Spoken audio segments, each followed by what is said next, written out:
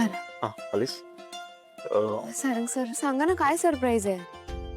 सावली सांगितलं तर सरप्राईज कसं राहील. बरं ठीक आहे मला सांग.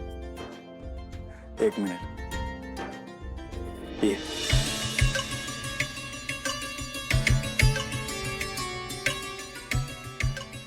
भैया राधिका काय सावली हाय. तुझं सरप्राईज. तुम्ही मला तुम्हाला भेटून खूप छान वाटतंय. मला पण सावली. हे गाणं तुमचं आहे. हो. सारंग सर किती मोठं सरप्राईज दिलंय. मला खरंच खूप आनंद झालाय की मी राधिका भिडे मॅडम यांचं गाणं गाणार आहे. मॅडम नको गा म्हणून राधिका म्हण. माझ्यासाठी सुद्धा खूप आनंदाची आणि मोठी गोष्ट आहे की तू माझं गाणं गाणार आहेस. पण हे कसं शक्य आहे. म्हणजे तुमचा आवाज तुमची शैली लोक तुमच्या आवाजाच्या प्रेमात आहेत. मग माझ्याकडून का गाऊन घ्यायचं तुम्हाला गाणं. खरं सांगू भैरवी माईकडून मला हे गाणं गाऊन घ्यायचं होतं आणि तेव्हा मला माहिती नव्हतं की ताराचाच आवाज म्हणजे तुझा आवाज आहे.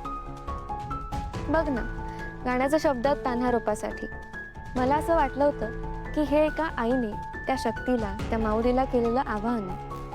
मग विचार केला की भैरवी माई मुळातच इतक्या खोट्या आहेत तर त्यांचा सूर कसा सच्चा असेल. ताराचा आवाज म्हणजे तुझा आवाज खरंच खूप कमाल आहे. मग ठरवलं की या सच्च्या सुरांनी माझं गाणं गायला हवं. भैरवी माईच्या आवाजात तो इनोसन्स कधीच जाणवला नाही. गाणं फक्त गळ्यातून नाही काळजातून यायला लागतं. तुझ्या आवाजात तो सच्चेपणा तो इनोसन्स ती प्युरिटी तोच मला हवा होता. म्हणून मी ठरवलं की ते तुझ्याकडनंच गाऊन घ्यायचं. पण तो सच्चेपणा तुमच्या पण आवाजात आहे की. पण तुझं विठ्ठलाशी जे नातं आहे ना सावली ते खूप आतून आहे. त्या गाण्यातल्या प्रत्येक सुरात मला त्या दैवी शक्तीचा वास हवा आणि मला खात्री आहे की ते तुझ्याकडनं साध्य होईल. मी प्रयत्न करेन. मी तुमची श्रद्धा तुटू नाही देणार. मी तुमची ओळख करून देते. ह्या माझ्या सासूबाई.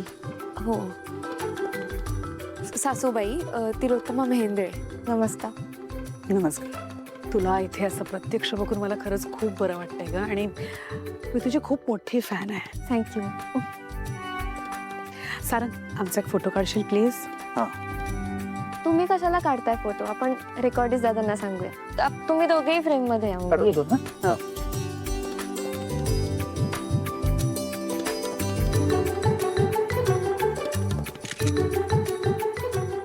Thank you. Thank you. Madam mic setting करून घेऊयात का.